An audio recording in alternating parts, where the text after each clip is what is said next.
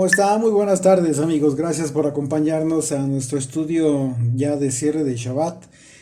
Les agradecemos su compañía y esperamos que estén ustedes pasando un tiempo maravilloso en compañía de los suyos, ahí con la familia y bueno, gozándose de toda la oportunidad que el Señor nos permite en este día en el que consagramos todos nuestros sentidos para precisamente eh, ir aprendiendo lo que y entendiendo, comprendiendo en nuestra mente y en nuestro corazón eh, todo lo que implica el reino, un pedacito del reino que vivimos en cada Shabbat. Así es de que con esa perspectiva, si es que lo vivimos cada 7 días, cada 8 días, pues bueno, vamos a tener un tiempo maravilloso, se los garantizo. Y por supuesto, pues en la compañía de amigos que en algunas ocasiones algunos de ustedes ya les conocemos, algunos aún no todavía, pero esperemos que tengamos la oportunidad de conocerles, si el Señor lo permite, y si no es en este mundo, pues bueno, será en la compañía de nuestro Señor. Así es de que, bueno, ustedes qué piensan acerca de la carta a los romanos. Está maravillosa. Es, terminamos las tres partes del primer capítulo. Lo dividimos en 3 sesiones. El primer capítulo de la carta a los romanos es impresionante, es muy importante, como yo les comentaba. Es una de las cartas en las que desde ahorita vamos a comenzar a sentar las bases de comprensión acerca de toda esta doctrina que viene disertando el apóstol Pablo como una revelación de el Señor, de Jesucristo.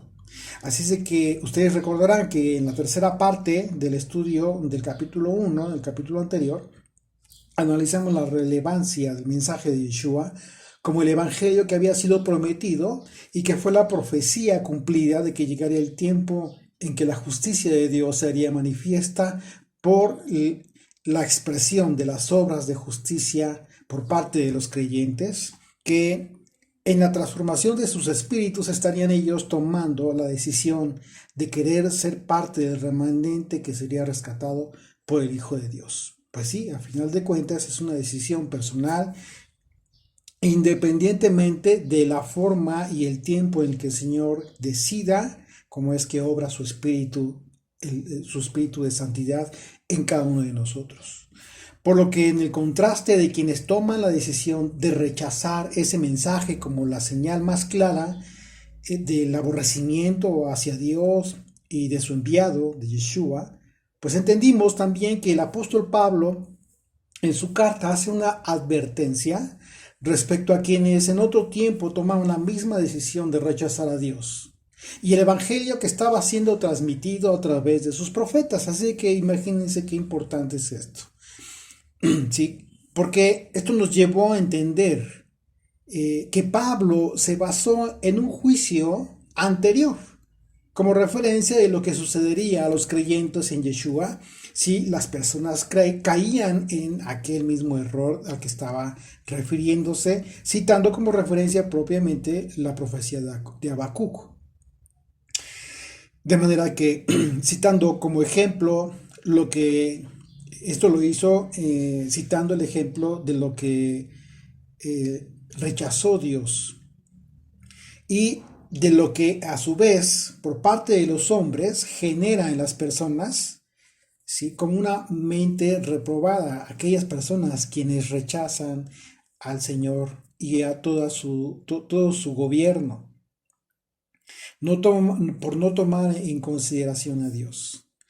Y, y la consecuencia pues es una mente reprobada para hacer cosas que no convienen, llevándoles a un extravío en preparación para la muerte eterna. Es todo lo contrario, por supuesto, de lo que tú y yo estamos tratando de hacer en cada oportunidad que tenemos de meditar en la escritura, con toda la intención de conocer al Señor cada vez un poco más. ¿Cuál es nuestro propósito final? Pues bueno, prepararnos para la vida eterna. Y la única manera de prepararse para la vida eterna es tener una vida en consistencia, es decir, que tenga sentido con lo que creemos o con lo que decimos creer. En consecuencia, vivimos nuestra fe y no solamente es una fe de nuestra mente. Bajo esta perspectiva, el apóstol Pablo, habiendo dejado muy en claro que no existe ninguna justificación para nadie acerca del que no conoce a Dios, acerca de quien diga que no conoce a Dios, aunque en algunas ocasiones pudiéramos pensar que está justificado, realmente no, bajo la perspectiva, obviamente, quiero repetir, bajo la perspectiva que está presentando Pablo desde el capítulo 1 de la carta de los Romanos, porque él habla incluso, se remonta al tiempo de la creación de todas las cosas y los testimonios que tenemos hoy en día en todo el mundo, desde las cosas creadas por el Señor. Su eterno poder y su deidad siempre han quedado plenamente visibles a los ojos de cualquiera, solo por la manifestación de las cosas creadas desde el principio de la creación. El sol, la luna, la luz del día, la oscuridad de la noche, el alimento, el oxígeno, infinidad de elementos creados con los que Dios ha manifestado al mundo su bondad como en autoridad y majestad. De manera que lo que Pablo expone en el capítulo 1 es la culpabilidad del hombre de manera general. Obviamente no hace acepción, sino desde un principio habla de una culpabilidad genérica respecto al género humano por la falta de conciencia de este ser maravilloso que ha creado todo lo que hoy recibimos en el mundo, en esta tierra. Primeramente, en el aspecto general, hablando de la culpabilidad del hombre, por cuanto que todos hemos vivido o en un momento dado, todos vivimos unas vidas sin tener esta conciencia de toda esta bondad que estamos recibiendo, hemos estado recibiendo, que pues es por causa de la majestad y la misericordia de un creador, de solo un creador. No hay muchos creadores, no hay dioses, o sea, es solamente uno y en él está el Hijo. Así es de que, pues es en ese contexto que Pablo comienza a hablar en este capítulo, en el capítulo 2, acerca de la condición que es inexcusable por parte del hombre, como una clara referencia al género humano, claro, que ante el hecho de su inconsciencia de la existencia de Dios, permanece en una condición totalmente indefendible. ¿Por qué? Porque precisamente como empieza desde el versículo 1 del capítulo 2, si me acompañan en sus Biblias, dice, por lo cual eres inexcusable, oh hombre, quien quiera que seas tú, que juzgas, pues en lo que juzgas a otro te condenas a ti mismo, porque tú que juzgas, haces lo mismo. ¿De qué está hablando el apóstol Pablo? Para empezar vamos a analizar la palabra inexcusable, porque sí, es muy importante partiendo de este principio. En el griego es la palabra anapológetos y significa indefendible. No hay argumento para defender a una persona que es inexcusable. Un abogado no te va a poder defender en juicio si eres totalmente culpable.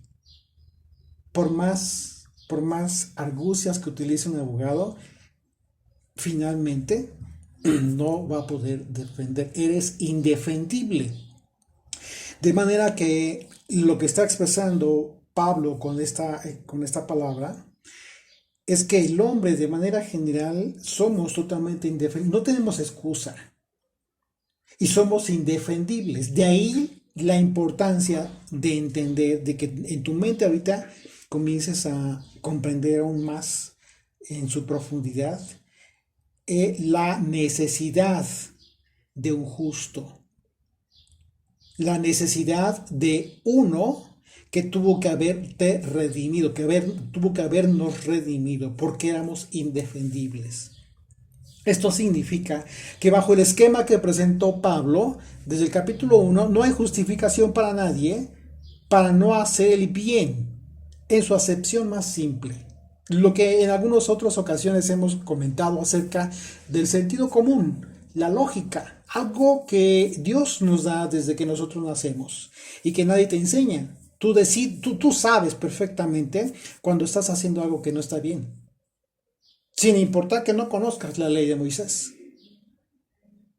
Esto es importantísimo, o sea, parte de Dios, de la justicia de Dios es tan equitativa que parte de ese principio, del principio más básico que todos tenemos a nuestro alcance, hacer el bien o hacer el mal, o decidir hacer el mal. Así que ya sea hombre o mujer, judío o extranjero, cualquiera ha quedado en una condición totalmente indefendible. Por ello, al juzgar a otros, se condenan a sí mismos. No hay justo ni aun uno. Precisamente porque esa condición le deja sin justificación para condenar a alguien más. Ustedes recordarán en aquella ocasión cuando le llevaron a Yeshua una mujer sorprendida en adulterio. Aquellos religiosos le dijeron, bueno, de acuerdo a la ley de Moisés, esta mujer tiene que morir. ¿Y de qué manera? Pues eran lapidadas, apedradas, muertas. Cualquier adúltero. El Señor, después de un tiempo, les dijo, el principio más básico bajo el cual tú y yo estamos impedidos para juzgar de condenación a alguien más. Porque en el momento que lo haríamos, nosotros mismos nos condenamos. ¿Qué fue lo que dijo el Señor? El que esté libre de pecado, que sea el primero en tirar la primera piedra. No hubo uno. No hubo uno porque estos hombres, independientemente de la condición en la que se encontraban, sabían perfectamente que no había justo ni aun uno. Y cualquiera que dijera que era justo y que no había cometido pecado, a Dios le hacía mentiroso. Imagínate eso terrible. Eso no puede ser. Y ellos lo sabían. Estaban conscientes perfectamente de eso. Prefirieron irse de ahí, avergonzados, ante la condición expuesta por el maestro. En todos ellos, sin señalar a nadie. ¿Qué fue lo que vimos en esa escena? En esa escena vimos un juicio dado a título personal en cada uno de estos hombres. Cada uno estuvo consciente de su condición delante de la justicia de Dios. Y no significa que Yeshua haya invalidado el mandamiento de Moisés, no. El mandamiento de Moisés, él no lo tocó para nada, no contradijo absolutamente nada, simplemente se fue un escalón más arriba y puso esta ley y les expuso la ley de la justicia de Dios en un nivel más elevado, para decir, ok, aquella persona que esté libre de pecado, entonces sí es digno de darle muerte a esta mujer que ha pecado. Imagínate, pues entonces nadie, absolutamente nadie. Bajo ese contexto de que no hay justo ni a uno, Pablo expone y comienza a exponer, pero va partiendo, va avanzando de esta generalidad de pecado que todos tuvimos en su momento, inexcusables, y que por esa razón tuvimos la necesidad de un Salvador. Y avanza hacia aquellos que están tomando la decisión de no tomar en cuenta a Dios para vivir su propio gobierno. Y aquí ya estamos hablando de una categoría diferente que va ascendiendo en la condición de la maldad y que su condición de inexcusable continúa, permanece en la vida de estas personas. Así que, como les decía, ya sea hombre, sea mujer, ya sea judío, sea extranjero, cualquiera ha quedado en una condición totalmente indefendible y por ello, al juzgar a otros, pues se condenan a sí mismos, precisamente porque esa condición le deja sin justificación para condenar a alguien más. La palabra griega para juzgar, en este caso, es la palabra krino y significa sentenciar. De eso está hablando Pablo, de un juicio específico, de juzgar de una forma específica, porque significa sentenciar o condenar. Y esto nos indica que las escrituras, dependiendo de los pasajes que analizamos, refieren a dos tipos de actitudes que nosotros podemos adoptar al juzgar a los demás. Es decir, en un sentido, juzgar para condenar a una persona, y en otro sentido, juzgar a una persona por necesidad de corregirle a esta persona. Yeshua, al referir que no debemos juzgar, su enseñanza es en el sentido de juzgar para condenar a una persona. Eso no debemos hacerlo jamás, no hay nadie. Es justo lo que estaba sucediendo con aquellos varones que querían juzgar, matar a aquella mujer que fue sorprendida en adulterio, supuestamente. Algo que solo es potestad del Señor. Pues de acuerdo al significado de la palabra, tiene que ver con un juicio de condenación. Recordemos este evento en Lucas capítulo 6, versículo 37, dice: no juzguéis y no seréis juzgados, no condenéis y no seréis condenados, perdonad y seréis perdonados. Imagínate qué importante principio el Señor nos está enseñando, porque lo que nos está diciendo el Señor en este capítulo de Lucas, pues es muy simple y tiene que ver precisamente con esto que está hablando el apóstol Pablo. Y nosotros tenemos que tener muy clara la diferencia entre un tipo de juicio y otro, porque lamentablemente algunas personas, por no entender estos dos conceptos que son distintos, aunque es la misma palabra que se utiliza, dejan sin hacer lo que tienen que hacer, lo que es un mandamiento hacer. Una vez más, dice Lucas 6:37, no juzguéis y no seréis juzgados, no condenéis y no seréis condenados, perdonad y seréis perdonados. Así es que, bueno, esto tiene que ver con un juicio de condenación. Ahora bien, existe otra actitud que un creyente sí puede y en ocasiones debe adoptar acerca de juzgar a los demás. Y Pablo lo refiere en el sentido de la obligación que tenemos los creyentes de velar por la salvación de los que son de nuestra fe, de los que son de la fe. No para condenar, por supuesto, pero sí para preservar en la santidad. Acompáñenme, por favor, a 1 Corintios capítulo 5. Vamos a leer el capítulo muy rápido, no vamos a detenernos mucho, pero quisiera que me acompañen en la lectura. ¿Por qué? Porque quiero que ustedes vean conmigo otro tipo de juicio al que el Pablo enseña que sí debemos hacer los creyentes. Lo que significa que cuando tú dejas de hacer esto, solapas, te encuentras en una condición que Pablo juzga muy duramente, y lo vemos en este mismo capítulo. Fíjense, vamos a 1 Corintios capítulo 5 desde el versículo 1. Dice: de cierto se oye que hay entre vosotros fornicación, y tal fornicación cual ni aún se nombra entre los gentiles. ¿De qué está hablando Pablo? Efectivamente está hablando de un caso literal de fornicación.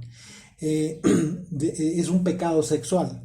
Tanto que alguno tiene la mujer de su padre. Imagínense, estaba acostándose este varón con la esposa, o con la madrastra, o con la esposa de su padre. Obviamente no era su mamá. Verso 2. Y vosotros estáis envanecidos. Aquí es donde les da contuvo el apóstol Pablo. Estáis envanecidos. Terrible, porque lo que les está diciendo, ustedes están con vacíos. Están quedando en una condición de vacíos al tener al estar en falta en una condición como esta, cuando ya debieron haber hecho algo, y les pregunta, ¿no debieras más bien haberos lamentado para que fuese quitado de en medio de vosotros el que cometió tal acción?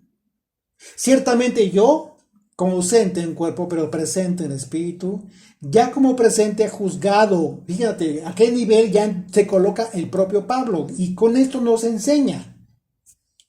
Dice, ciertamente yo, como ausente en cuerpo, pero presente en espíritu, ya como presente he juzgado a que tal cosa ha hecho.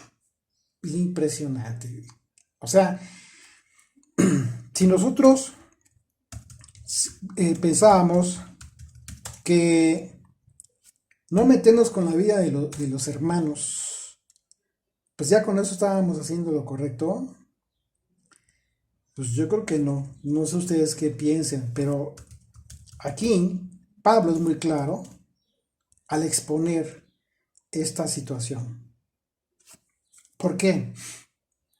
Porque fíjense lo que dice. Cuando él utiliza la palabra envanecidos, dice, ustedes están envanecidos, tiene que ver con una palabra griega que significa orgulloso.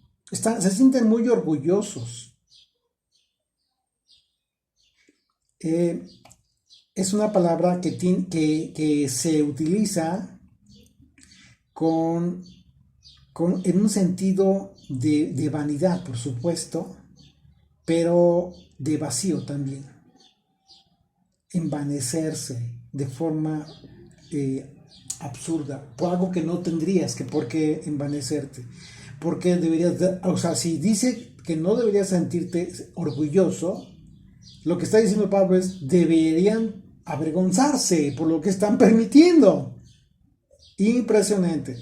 Dice, ciertamente yo como ausente, pero ya lo leí, verso 4 dice, en el nombre, dice, ya como presente he juzgado al que tal cosa ha hecho, en el nombre de nuestro Señor Jesucristo, reunidos vosotros y mi espíritu, con el poder de nuestro Señor Yeshua, el Mesías, el tal se ha entregado a Satanás. Fíjate qué duro, pero también tiene una justificación. Vamos a entender en qué sentido Pablo lo está diciendo. El tal se ha entregado a Satanás, dice, para destrucción de la carne.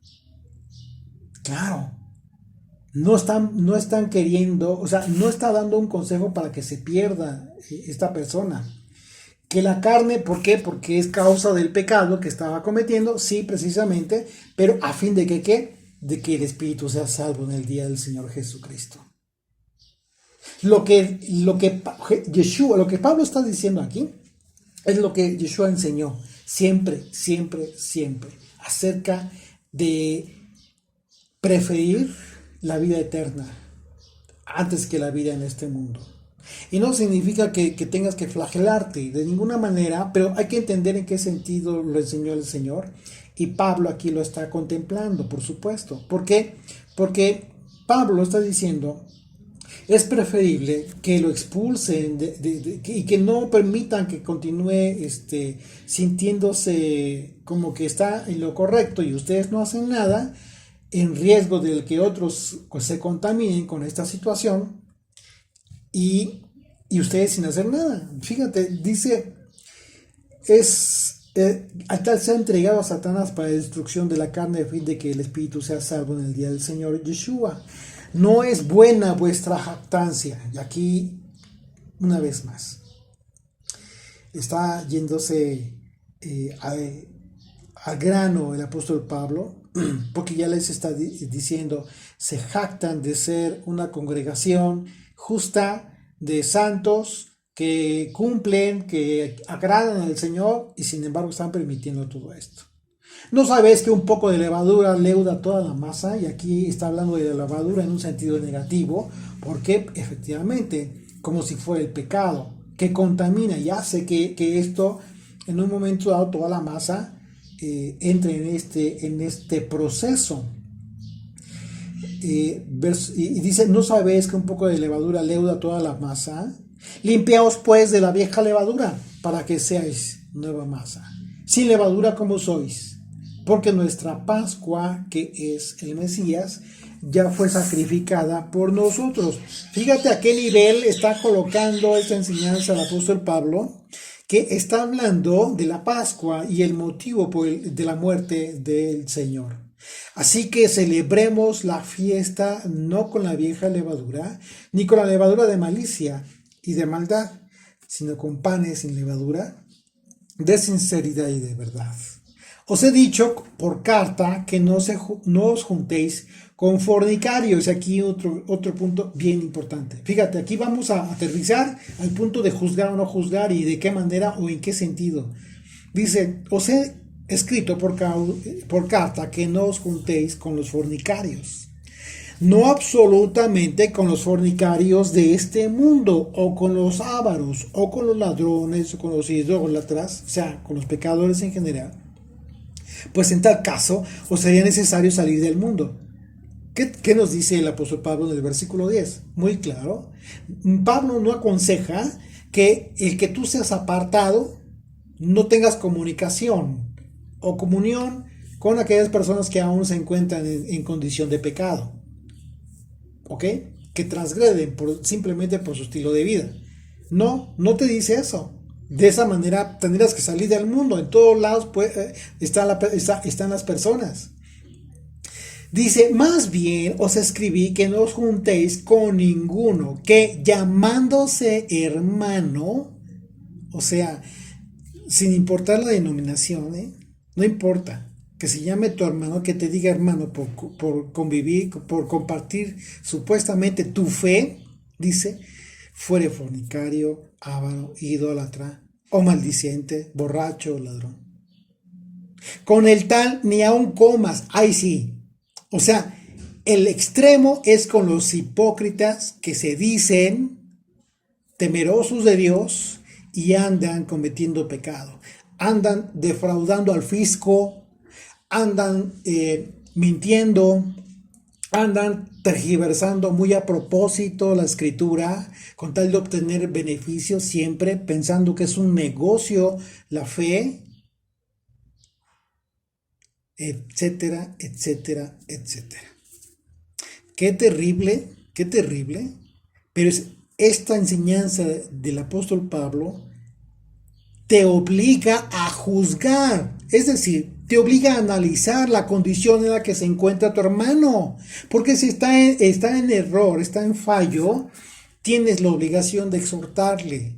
Por supuesto, lo tienes que hacer de buena manera, con amor, etcétera, pero tienes que hacer algo, no puedes consentir, no puedes simplemente decir, no me quiero contaminar y mejor no me digas nada porque no me quiero enterar. ¡Qué tontería! Perdón. Pero hay que ser objetivos y maduros en nuestra fe. No puedes navegar toda la vida y los años de tu vida quedándote con una idea totalmente errada. Tienes una obligación.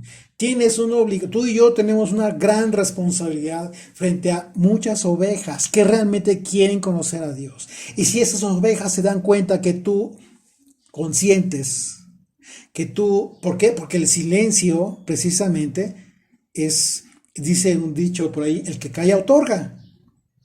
El silencio es el mayor y más terrible cómplice de cualquier delito. Y en este caso de cualquier pecado. No deberíamos callar las cosas de las que somos conscientes que andan haciendo aquellas personas que supuestamente están para hacer luz a otros. Porque de esto está hablando Pablo. Juzgar. No deberían más bien, escribí más bien, no deberían ustedes juzgar a los de dentro. Dice, verso 12, porque ¿qué razón tendré yo para juzgar a los que están fuera? Claro.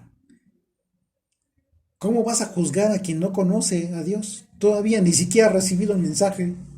Ni siquiera se ha tomado el tiempo para compartir el evangelio y ya lo vas a juzgar, es más, ni siquiera te vas a juntar con ellos. No, eso no es tu función. ¿No juzgáis vosotros a los que están dentro? porque a los que están fuera Dios juzgará. Eso sí. Quitad pues a ese perverso de entre vosotros. Entonces, ¿cuál es el contexto de este capítulo 5 de la carta a los Corintios que escribe Pablo? Es muy sencillo.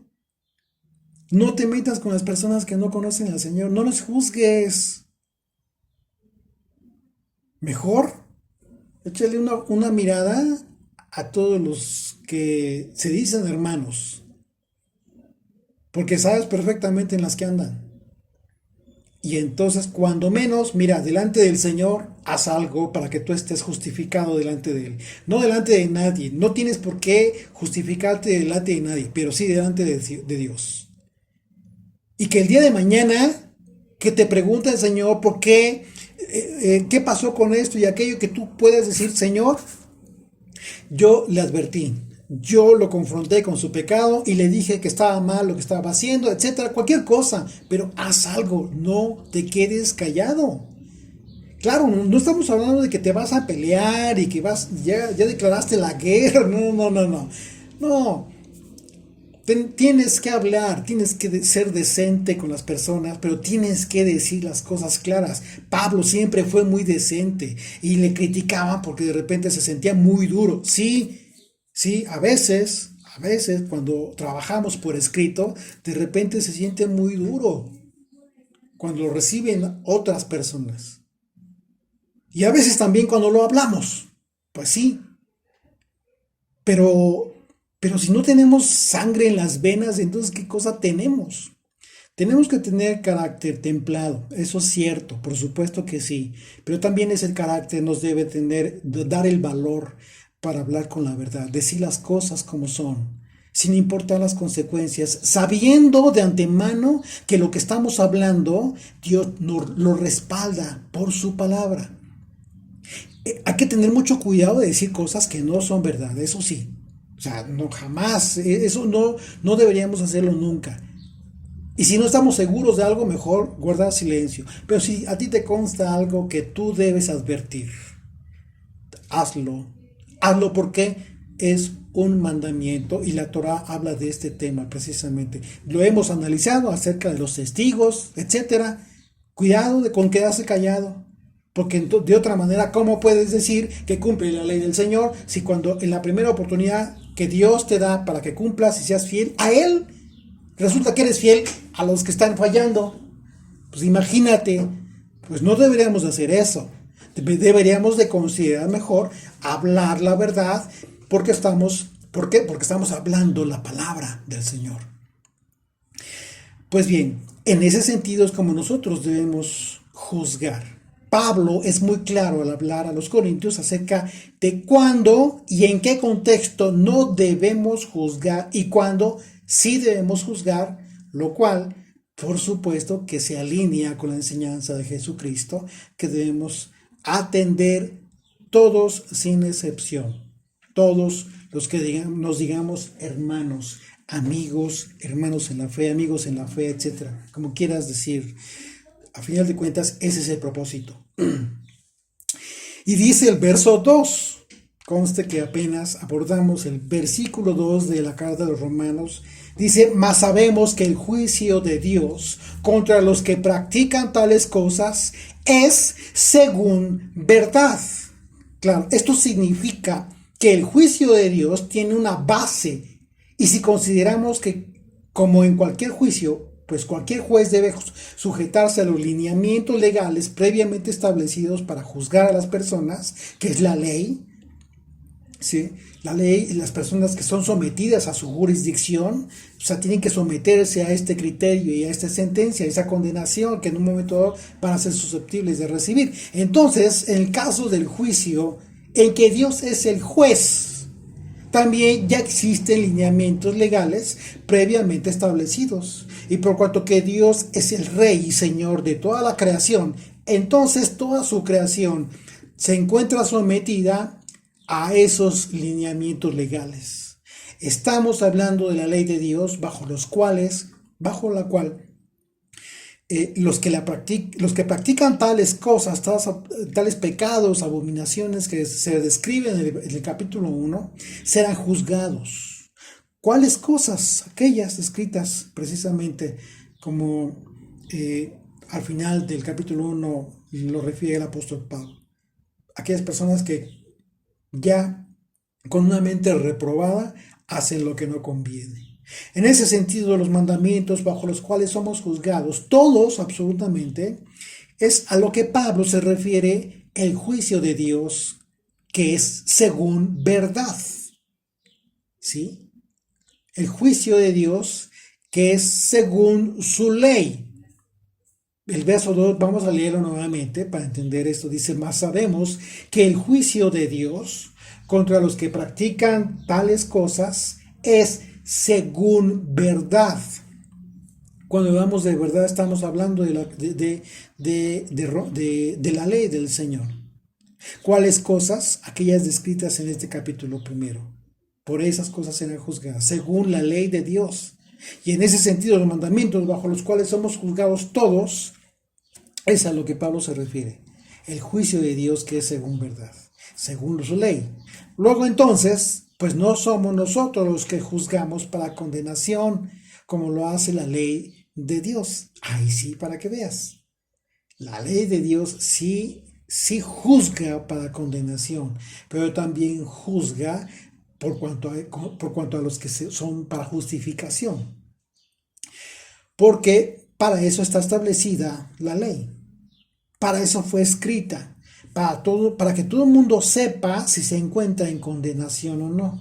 Tú te vas a dar cuenta perfectamente si estás teniendo una vida agradable a Dios, si estás teniendo una vida correcta en el momento en que conozcas la ley de Dios y encuentres la hipótesis bajo la cual tu vida está establecida.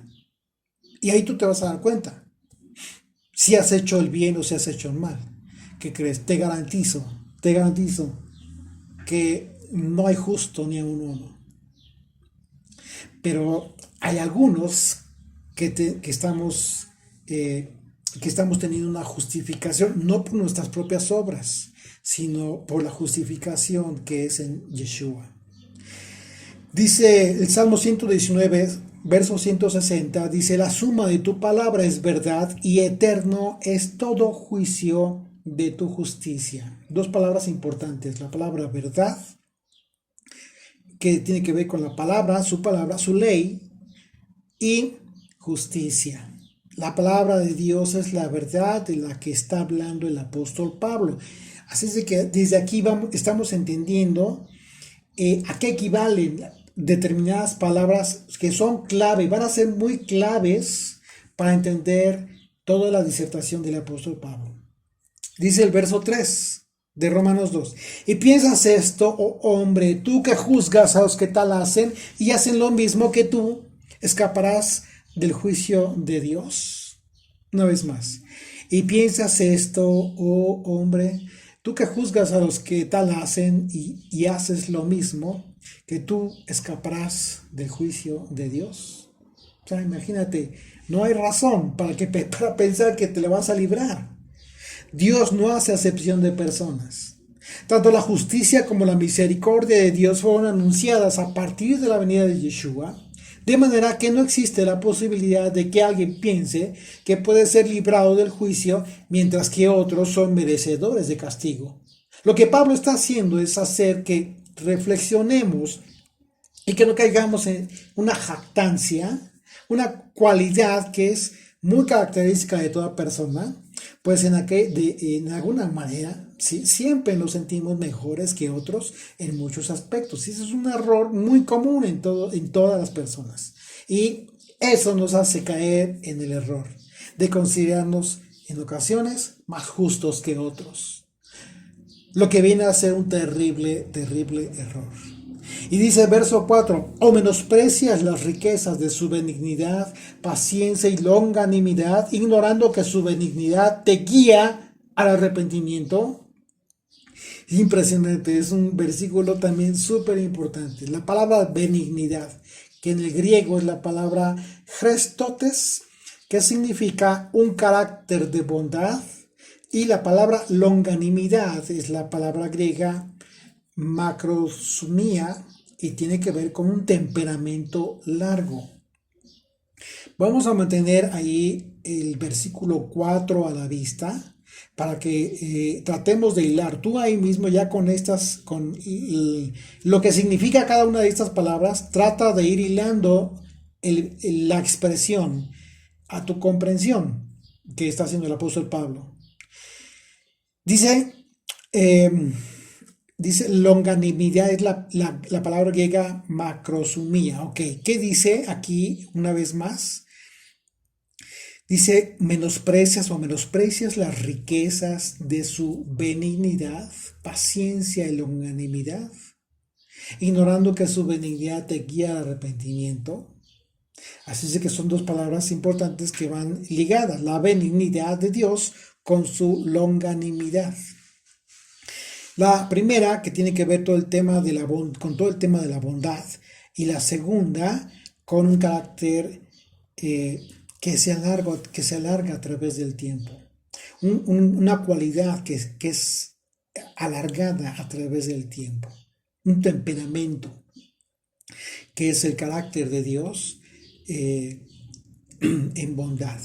Y si Pablo hablaba de la benignidad y la bondad de Dios, pues estamos entendiendo aquí que se refirió al carácter de bondad de Dios con la cualidad de la paciencia, un tema súper importante, sobre todo a lo cual tenemos que dar gracias tú y yo. ¿Por qué? Porque ¿en quién no ha tenido paciencia? ¿Quién puede decir que a la primera entendió el Evangelio, escuchó y reaccionó? Por favor. Si alguien puede decir que se tardó muchísimo y que Dios tuvo muchísima paciencia conmigo, soy yo. Y mi esposa también es testigo de eso, precisamente porque de verdad, ¿cómo le costé trabajo a mi esposa? Y yo entiendo que esa paciencia el Señor se la transmitió a mi esposa.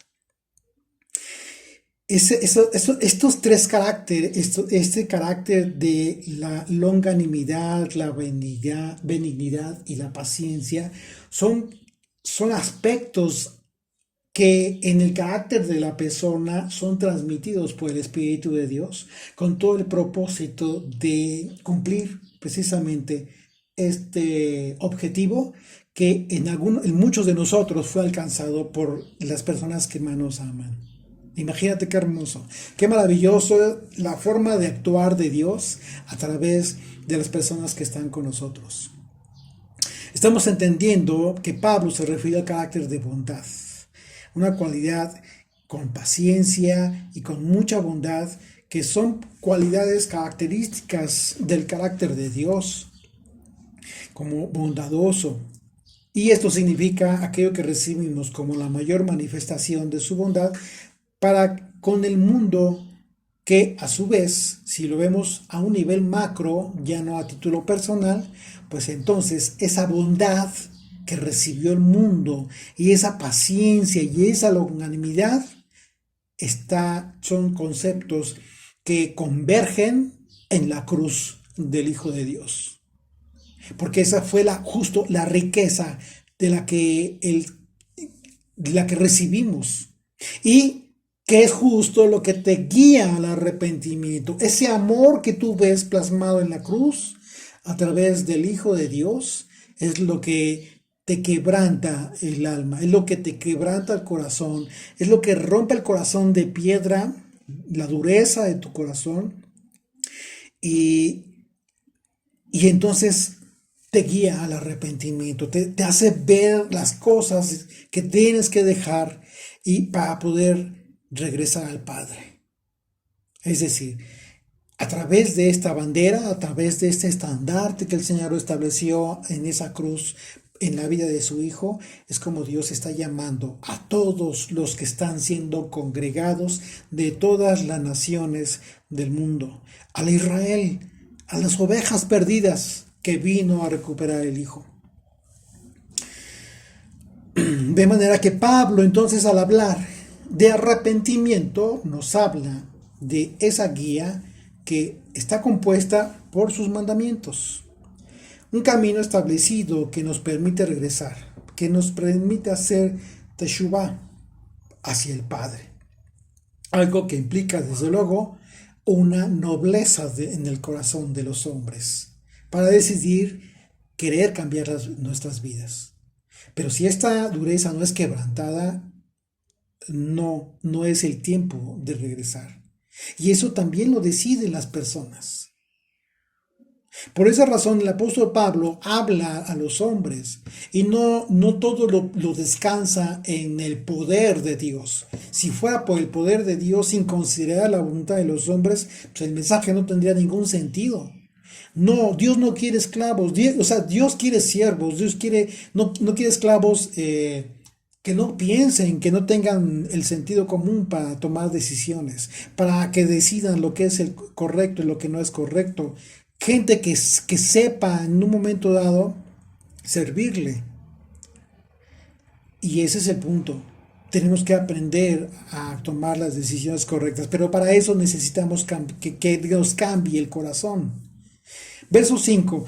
Pero por tu dureza y por tu corazón no arrepentido, atesoras para ti mismo ira para el día de la ira y de la revelación del justo juicio de Dios. Wow. Una de las constantes en el mensaje de todos los profetas fue el llamado al arrepentimiento sincero por parte del pueblo. Ese arrepentimiento que implicaba, pues regresar al Padre. Lo mismo que hoy en día. No hay nada diferente. Oseas 6, versículo 1 al 6 dice: venid y volvamos al Señor, porque Él arrebató y nos curará, hirió y nos vendará.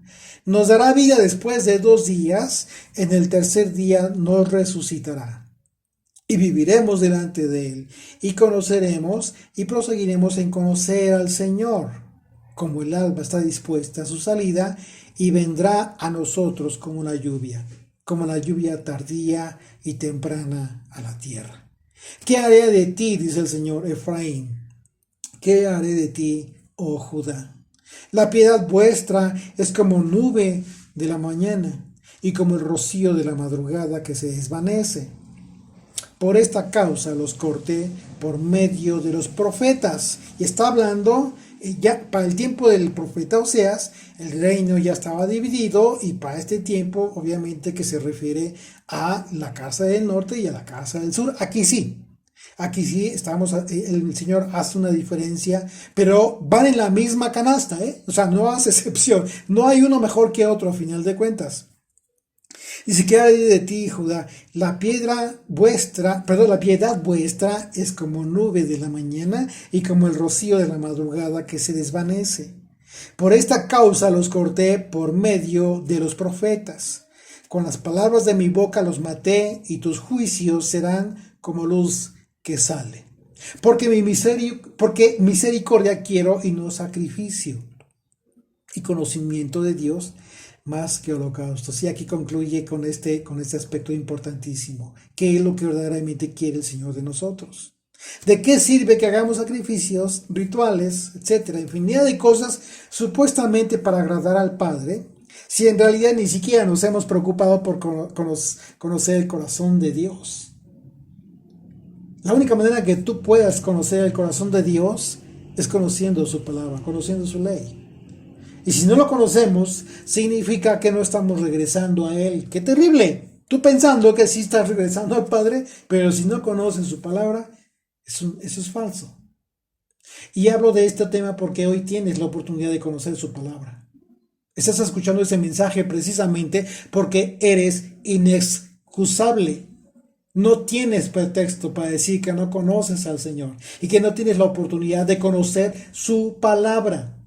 Hablo de la Biblia, no hablo de cursos, no hablo de aspectos ajenos a la palabra divina, que tiene poder sobrenatural sobre las personas que con anhelo quieren conocer a Dios.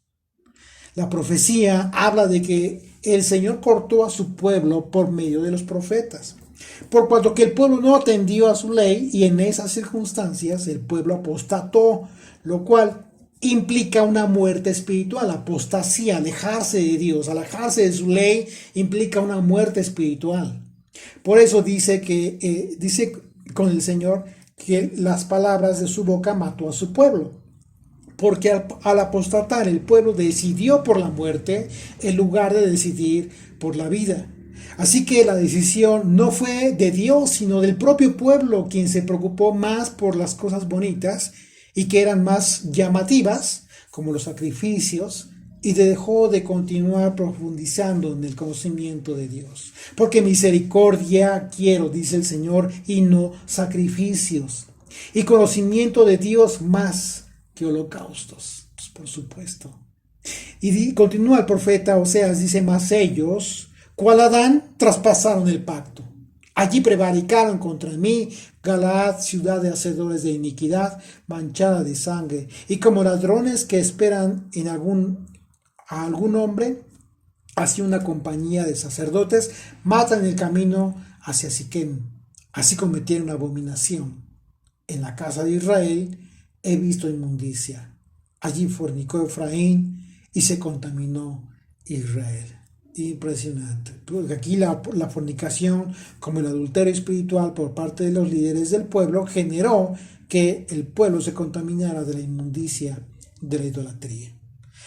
De manera que el endurecimiento del corazón de las personas es lo que les hace pecar y continuar en el pecado por ignorar o menospreciar la benignidad, la paciencia y la longanimidad de Dios, lo cual a las personas les imposibilita para ser guiados al arrepentimiento sincero. Este endurecimiento del corazón también fue lo que a Judá le hizo pecar, con lo cual el apóstol Pablo una vez más insistiría, fíjense bien, en afirmar que el juicio de Dios comienza por la propia casa. Primero en cuanto al judío y después también en cuanto al extranjero que ya haya conocido al Señor.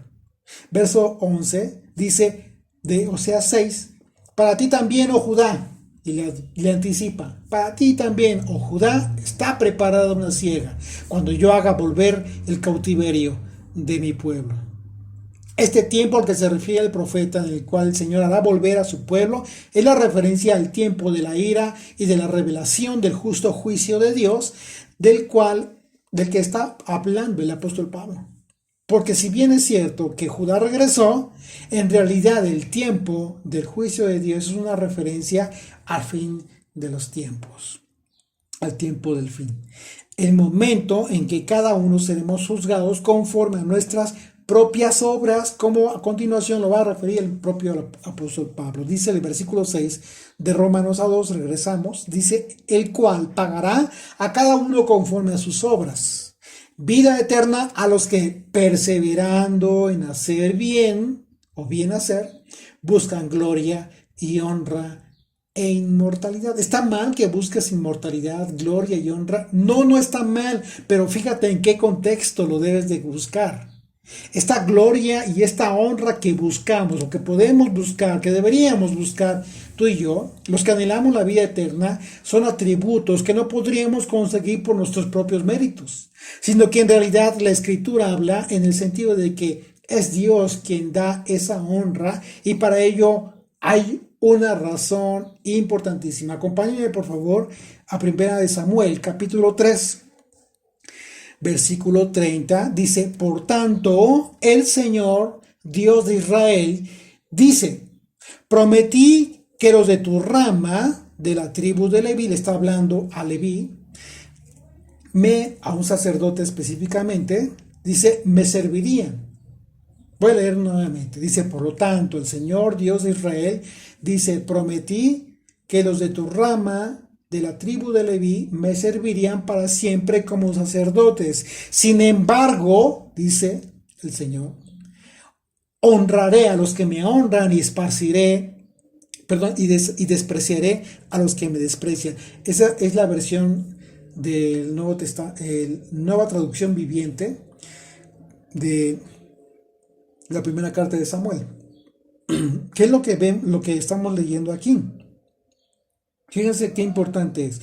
Dios, y lo estamos viendo en los estudios de Levítico, dijo y ordenó que los descendientes de Aarón, la tribu de Leví, serviría para siempre al Señor. Pero aquí sucedió con este Leví y que dejó que sus hijos se pervirtieran, que sus hijos cometieran actos vergonzosos, que se engordaran con las ofrendas. Es terrible la forma en cómo habla en este término. Les sugiero que lean todo el capítulo 3 del 1 de Samuel para que ustedes se den cuenta el contexto en el que el Señor está reprendiendo a este sacerdote. Y el castigo fue que sus 2 hijos morirían el mismo día.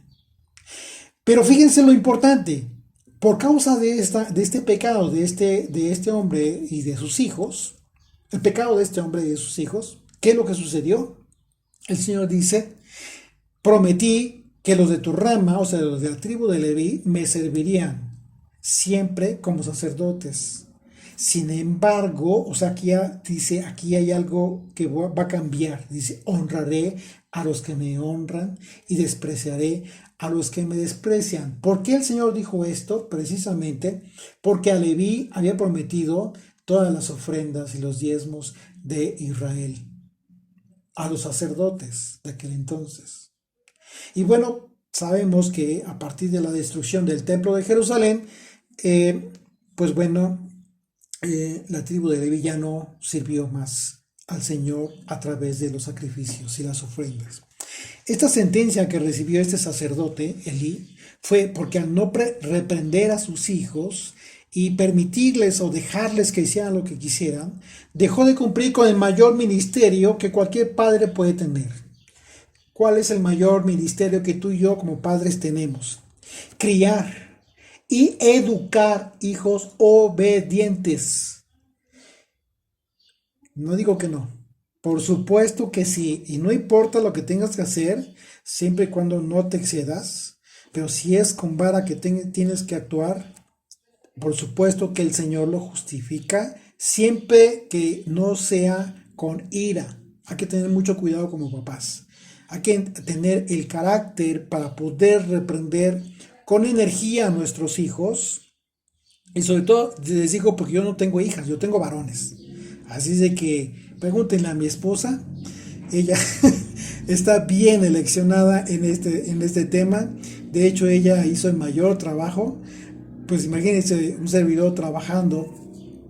Ella siempre tuvo esta labor importantísima en casa. Así es de que mamás, no por ser mamás, tienen menos carácter. Al contrario, el Señor las ha dotado de esa capacidad para criar a los hijos. Y como todo, por supuesto, siempre es mejor hablar y hay que tener la paciencia que el Señor ha tenido con nosotros, pero también recuerden que el Señor reprende a sus hijos y de esa manera entendemos y aprendemos como padres. Hay que reprenderles también si es necesario. Y en este caso lo que hizo Elí fue simplemente dejarlos en un libertinaje tal que no hizo lo correcto. El mayor ministerio después del servicio a Dios que tenía como sacerdote Elí, no lo cumplió. Por eso Yeshua, hablando de que el que desea servirle de corazón debe menospreciar su propia vida para poder lograr ese propósito fielmente, pues el que solo desea complacerse a sí mismo como lo hacían los hijos de Elí, pues en su vida, como lo hacían estos varones, pues no puede servir al Señor. O sea, no tiene coherencia. Es lo mismo que hoy en día, ¿no? Pues estar escuchando sermones en donde los pastores, los líderes religiosos, etcétera, de repente toman el micrófono y comienzan a hablar de cosas que hoy en día cambiaron, por supuesto, porque cambió la ley, como dice la carta a los Hebreos, y desatendiendo esa advertencia, lo que es muy claro, a cualquier estudiante le queda clarísimo el tema de los diezmos y las ofrendas que quedaron de ser vigentes a partir de que la destrucción del templo de Jerusalén, pues continúan engañando a la gente, ¿no? Con una falta de escrúpulos impresionante. Y eso da tristeza, pero miren, más que no es más que por unos o por otros, no, sino da tristeza, pero también el Señor permite que sucedan muchas cosas. ¿Y por qué lo digo? Porque bueno, la gente también tiene que aprender a obedecer primero a Dios antes que al hombre. Se los he repetido en muchas ocasiones. Nosotros, con todo el corazón, tenemos una pasión que queremos compartir con ustedes, queremos compartir el Evangelio, el mensaje del Señor, la palabra, lo que estamos entendiendo, compartirlo con ustedes. Pero pues es obvio que ustedes tienen que hacer lo suyo. Ustedes tienen que filtrar todas nuestras palabras a través de la Biblia. De otra manera, pues estarían colocando las palabras de un servidor y de muchos otros por encima de lo que dice la propia Biblia. Eso sería abominable para el Señor. Eso yo de verdad que yo no quisiera estar en una situación de esas, que alguien cometiera un error de esa naturaleza. Por supuesto que estamos nosotros para orientarles en lo que nosotros podamos, pero incluso una orientación siempre debe ser consultada con el Señor, en oración, a través de la palabra, etcétera. Y créeme que el Señor te va a confirmar. El Señor es tan fiel y amoroso que Él te va a confirmar si lo que este servidor es correcto o me estoy equivocando. Pues soy hombre igual que tú, mujer. O sea, somos personas que a final de cuentas somos susceptibles de cometer errores. O sea, eso es muy humano, ¿no? O sea, dejaremos de serlo. Entonces no hay que perder el sentido común, el sentido de las cosas más simples como eso, ¿no? Así es de que la invitación es para que no cometamos el error que cometió Eli con relación a nuestros hijos. Hay que poner, siempre hay que poner el gobierno en casa y no que ellos mismos impongan su propio gobierno. Y conste que no importa que sean mayores de edad, mientras vivan bajo tu techo, tú como papá, como mamá, eres quien gobierna esa casa. Y hay de ti, lee, y yo les pido, digo, porque ya no me voy a llevar mucho tiempo más, ya no quiero.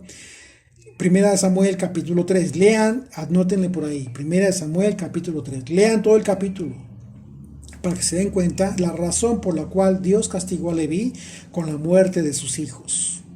Los exterminó de la tierra. Precisamente, pero a final de cuentas, ¿de quién es la culpa? También. Pues es que nosotros como padres no podemos excusarnos de la responsabilidad de nuestros hijos. Y eso es lo más terrible. Que cuando nosotros no hacemos lo que nos toca, pues por supuesto que estamos llevando una responsabilidad ahí. ¿En qué momento tú tienes que estar tranquilo? Bueno, en el momento que hiciste hasta donde Dios te dio fuerza y oportunidad de hablar, de hablar, de hablar y de educar a tus hijos con temor del Señor. Porque llega un momento también en que los hijos toman decisiones y pueden apartarse, a final de cuentas, qué triste, pero muchas veces puede suceder. Y no por eso tú vas a tener la culpa. Como papá no puedes tú asumir la culpa de tus hijos ya grandes que tomaron sus decisiones equivocadas y que les fue mal y que se están perdiendo. Te toca orar por ellos, te toca, claro, extenderles la mano cuando sea posible, pero no justificar ni solapar el mal camino que han tomado decidir. Así es de que hay que tener mucho cuidado con este tema. Y vamos a leer otra cita porque dice Juan, capítulo 12, verso 25, dice, el que ama su vida, y hablamos de este tema, ¿no? Aquel que decide por apapacharse a sí mismo, enriquecerse, engordarse. Dice, el que ama su vida, dijo el Señor, la perderá. Y el que aborrece su vida en este mundo, para vida eterna la guardará. ¿En qué contexto tienes que aborrecer tu vida en este mundo? En el contexto de tomar las decisiones que no te lleven a pecar, que no te lleven al pecado, con tal de seguir alimentando tu vida aquí en este mundo, tu gusto, tus placeres en esta vida. No, no significa tampoco que tengas que estar triste toda la vida, de ninguna manera, pero tienes que vivir con la justa medida de la alegría en el corazón y no pervertir tu corazón. ¿Ok? Dice verso 26, si alguno me sirve, sígame. ¿Y qué implica seguir a Yeshua? Pues vivir como él vivió. El Señor no tenía dónde dormir. El Señor con trabajos tenía donde recostar su cabeza. Y él mismo lo dijo. Se lo dijo a aquel escriba que quería seguir, a aquel líder religioso de allá de Israel que quería seguirlo.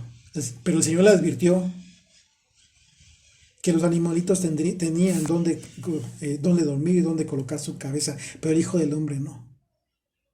¿Qué le dijo? ¿Tú crees que fue una alegoría lo que le dijo? Por supuesto que no. Por supuesto que no.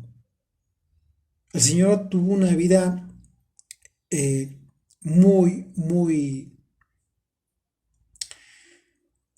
literal a esto. Me despreció su vida en este mundo. Con tal de darlo todo, con tal de servir siempre. Y bueno, imagínate, obviamente el Señor no te pide que hagas eso. También hay que entender esto. El Señor no te pide eso. Pero todo lo que hizo el Señor, de la misma manera que lo que hicieron, incluso la propia vida de los profetas, ellos pusieron ejemplo en sus propias vidas para que el mundo entendiera de qué quería hablar, de qué les estaba hablando el Señor.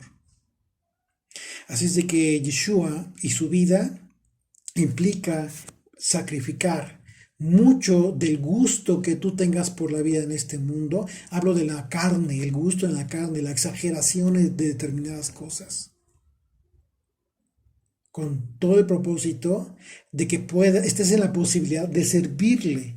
Por eso dice, si alguno me sirve, sígame, y donde yo estuviere, allí también estará mi servidor. Si alguno me sirviere, mi Padre le honrará. Una vez más. Esa es la honra que tú y yo debemos buscar. Por esa razón, Pablo habla de este tema. Porque dice, el cual pagará, verso 6, el cual pagará a cada uno conforme a sus obras. Vida eterna a los que perseverando en bien hacer, buscan gloria y honra e inmortalidad. Entonces sí podemos buscar esto, claro que sí, pero es bajo este contexto. El contexto de la prudencia y de lo que es correcto. Si deseamos recibir la honra de Dios, hagamos en consecuencia lo que Él espera de nosotros. Porque podremos tener la vida eterna si perseveramos en bien hacer por causa de esa gloria, por causa de esa honra y esa inmortalidad. En estas circunstancias, la dureza del corazón es lo contrario a la circuncisión del corazón. Y bueno, también hemos hablado de ese tema. Es decir, la forma alegórica, bíblicamente hablando, si el significado de la palabra prepucio en el hebreo es la palabra orlá, ¿sí? Como ya lo hemos estudiado, ¿qué significa barrera? La barrera, el prepucio implica una barrera. Entonces la dureza en el corazón del hombre viene a ser la barrera, una barrera que espiritualmente le impide para obedecer al hombre, le imposibilita para obedecer al Señor, perdón. El hombre no puede obedecer a Dios mientras tenga esta dureza de corazón, que viene a ser de forma alegórica como una incircuncisión en el corazón de los hombres. Ezequiel capítulo 11, versículo 19, dice, y les daré un corazón y un espíritu nuevo pondré dentro de ellos, y quitaré el corazón de piedra de en medio de su carne, y les daré un corazón de carne, ¿okay? Para que anden, ¿con qué propósito? Para que anden en mis ordenanzas, y guarden mis decretos y los cumplan. Ese es el propósito. Ese es el propósito de que tengas un arrepentimiento, de que decidas cambiar tu vida, de que estés siendo guiado al arrepentimiento. ¿Con qué propósito? Pues con de que andes en las ordenanzas del Señor y guardes sus decretos y los cumplas. Y dice, y me sean por pueblo y yo sea ellos por Dios. Mas aquellos cuyo corazón anda tras el deseo de sus idolatrías y de sus abominaciones, yo traigo su camino sobre sus propias cabezas, dice el Señor Dios. Esa es la esperanza de honra para quienes, conociendo al Señor, buscan en verdad hacer el bien. Así es de que ese es el propósito de nuestra vida. Tenemos que buscar hacer el bien y no temamos buscar esta honra de esta manera. Verso 8 de Romanos 2 dice, pero ira y enojo a los que son contenciosos y no obedecen a la verdad, sino que obedecen a la injusticia. Tribulación y angustia sobre todo ser humano que hace lo malo. El judío primeramente y también al griego. Impresionante. Pablo jamás se escudó a su propio pueblo. Verso 10, pero gloria y honra y paz a todo el que hace lo bueno, al judío primeramente y también al griego, por supuesto. Por supuesto. ¿Qué nos está diciendo Pablo? Ya en repetidas ocasiones, ya el Señor jamás va a hacer excepción de personas y no va a hacer diferencia entre unos y otros. Pablo está siendo muy claro desde antes. Desde el capítulo 1 está diciendo claramente que la misma justicia va a recibir el judío como el extranjero. Aquel gentil que está dejando de ser gentil para venir a injertarse al pueblo de Dios.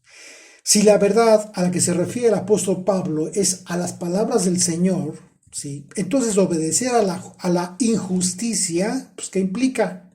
La transgresión, transgredir su palabra, su ley. Porque el apóstol Juan, definiendo el concepto bíblico del pecado, se refirió precisamente a lo que debemos entender por pecado. Primera de Juan 3, versículo 4. Todo aquel que comete pecado infringe también la ley, pues el pecado es infracción de la ley. Así es de que si tú pensabas, considerabas que el tema de la ley de Moisés pues ya no está vigente, la pregunta es obvia. ¿De qué ley entonces estaría hablando el apóstol Juan en el siglo antes de que concluyera el siglo primero después de Yeshua? Pues no había otra más que la ley de Moisés, ni modo que se refiriera a la ley de Roma. Es obvio, sentido común no nos va a hacer daño usar el sentido común y corregir mucho menos. De manera que una vez que tenemos claro el antagonismo que existe entre justicia e injusticia, nos queda muy claro a partir de este momento a qué se refirió el apóstol Pablo en sus cartas cuando habló de la verdad, cuando habló de la justicia y cuando se refiere a la transgresión, al pecado y a la injusticia. De aquí lo importante de sentar esta base de entendimiento, sabiendo que el apóstol Pablo en toda su disertación del Evangelio, en todas sus cartas, no habló de nada nuevo, no habló de nada nuevo, sino de lo que desde antaño ya había sido establecido por el Padre Eterno. La única diferencia fue que la exposición de aquella gran verdad, Pablo la dio a conocer bajo la revelación del Hijo de Dios. Prosigamos entonces en el conocimiento de Dios, sabiendo que en ello está la vida eterna, mientras la paciencia y la longanimidad de Dios aún permanezcan vigentes para todo aquel que viene el Señor.